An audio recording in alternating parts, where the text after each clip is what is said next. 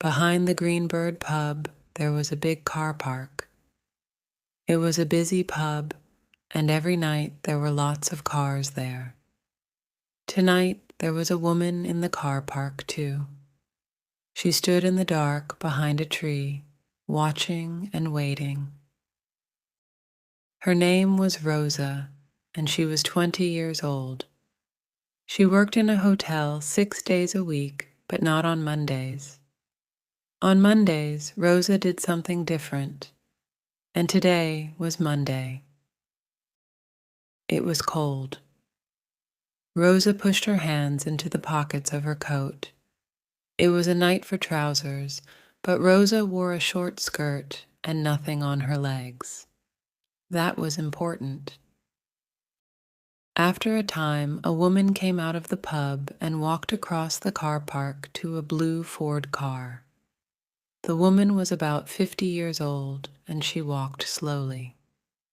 She sang quietly, with a little smile on her face. She's drunk, Rosa thought, but she's going to drive. The woman got to her car and put a hand on it. She wore a long green coat and gray trousers, and she had blonde hair. Very, very blonde hair. "Oh dear, my head," she said, then laughed. That hair color came out of a bottle, Rosa thought. She took a small bottle from her pocket.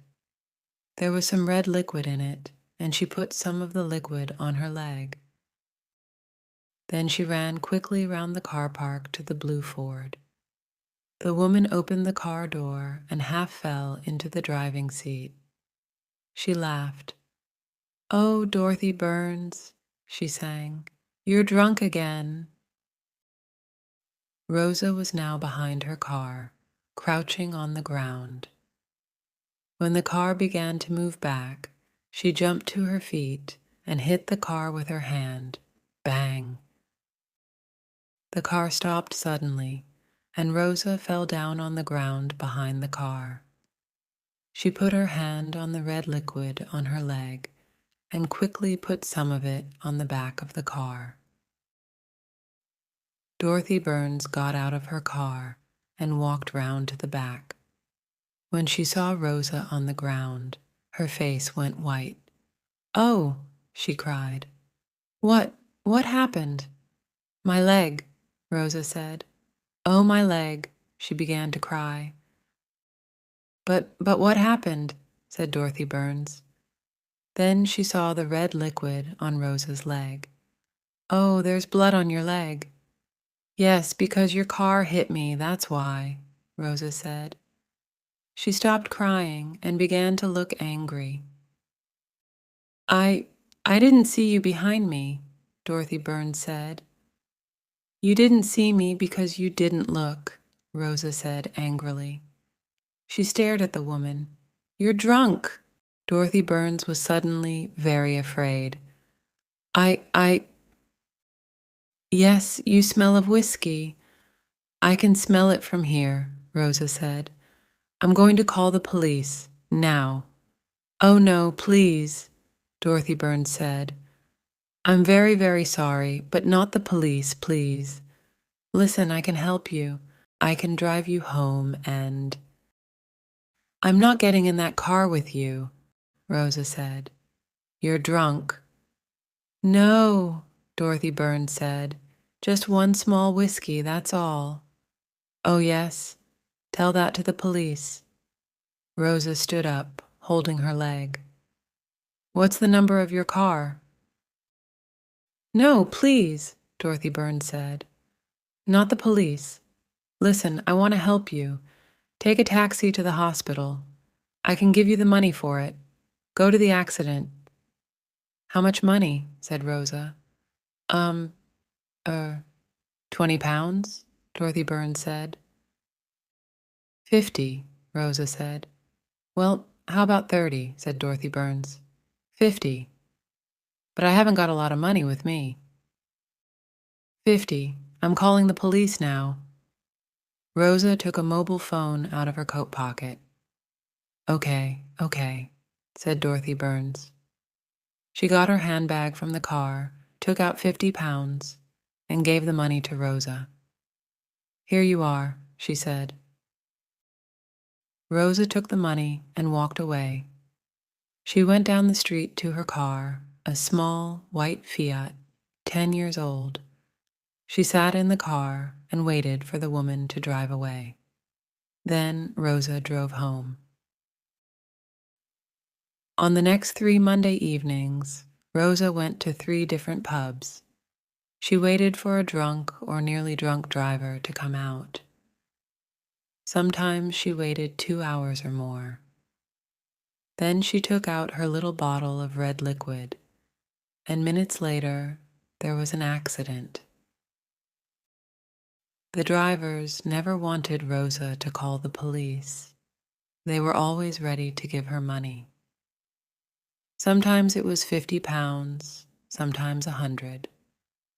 Once, a big fat man with gold teeth gave her 200 pounds. That was a very good Monday. The next Monday, Rosa found a pub in a street not far from the Green Bird. It was a very cold night, so she waited in her car. After an hour, a man came out of the pub with a bottle of wine in one hand. He stood looking up and down the car park. Rosa watched him. "He can't find his car," she thought. "He's drunk." After a minute or two, the man began to walk across the car park to a big red Honda. Twice his foot slipped and he nearly fell. But at last he got to the Honda and began to open the door. Rosa put some red liquid on her leg and got out of her car. She walked quickly to the Honda and crouched down at the back of it, ready for the accident. "Hey, you!" Rosa quickly looked round. A woman ran across the car park, a woman in a green coat and gray trousers, a woman with very blonde hair. She had a camera in her hand. Rosa stood up and began to walk away, but Dorothy Burns was quicker than she was. "Oh, no, you don't," Dorothy shouted. She grabbed Rosa's arm. "You were at the Green Bird 4 weeks ago." "What? Who are you? What are you talking about?" said Rosa. "I'm just going home. Let go of my arm." The man with the wine bottle in his hand came round to the back of his Honda. "Hey, what are we doing? What's happening?" he said. His face was very red, and his eyes were half closed. "This woman took 50 pounds from me 4 weeks ago," Dorothy Burns told him. "She's a fake. She gets down behind your car and then says your car hit her, but it doesn't. She does it to get money out of you. She says, 'Oh, you're drunk, and I'm going to call the police.' And because you are drunk and you're afraid, you give her money to stop her. I did." The man looked at Rosa. "Wa-a-a-ti," he said. Rosa pulled her arm away, but before she could run, Dorothy Burns grabbed her other arm. "Look at her leg," she said to the man. "That's blood on it." "But why? How did it get there?" "She put it there, all ready for the accident. Your accident. Because in a minute, you're going to hit her with your car. And then she's going to cry out, 'Oh, my leg, my leg.' But nothing happened. She's a fake." At last, the man understood. He stared at Rosa, and his face got redder. "You little," he said angrily. He pushed Rosa, and she fell to the ground. But before he could hit her again, Dorothy Burns pulled him away. "No, wait," she said. The bottle of wine fell from the man's hand.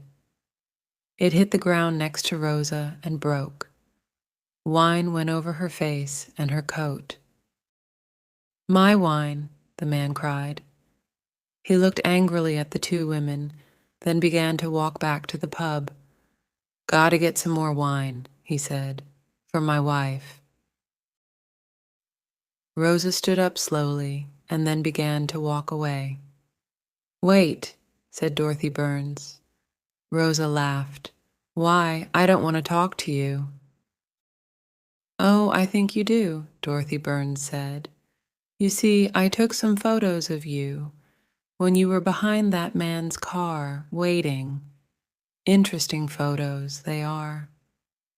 Rosa stopped, then walked back to Dorothy. "How did you find me?" she said. "I went to a different pub every night and waited in the car parks and watched. And here you are, doing your dirty little blackmail again." "It's not blackmail," said Rosa quickly.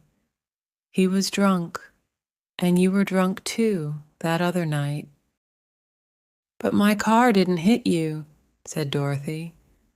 "How do you know?" said Rosa. "You were drunk." "No, not drunk. Just happy, that's all," said Dorothy. "When I got home, I began to think. You wanted that 50 pounds. You wanted it very much. And I know all about blackmail. You see, I was a fake once, too." Rosa stared at her. "What did you do?" she asked. "When I was a child," said Dorothy Burns, "my mother and father often went out in the evenings, to dinner, to their friends, to the cinema. They always got a babysitter in to stay with me because I was only 10 years old. The babysitters were always girls, usually students, about 18 or 19 years old. They needed the money badly. Students always do, but I liked money too." Dorothy Burns smiled. "It was easy. At first I was nice to them. Then I said, 'I want half your babysitting money, or I'm going to tell Mummy about you. I'm going to say things like this. You hit me. You put very hot water on my hands. You pull my hair. You put me in the dark.' These things weren't true, of course, but the girls were afraid of my mother. She was famous, you see. She wrote books about children and was always on television. And when she was angry, she wasn't a very nice person. And so the babysitters said nothing and gave me half their money." "What a nice child you were," Rosa said.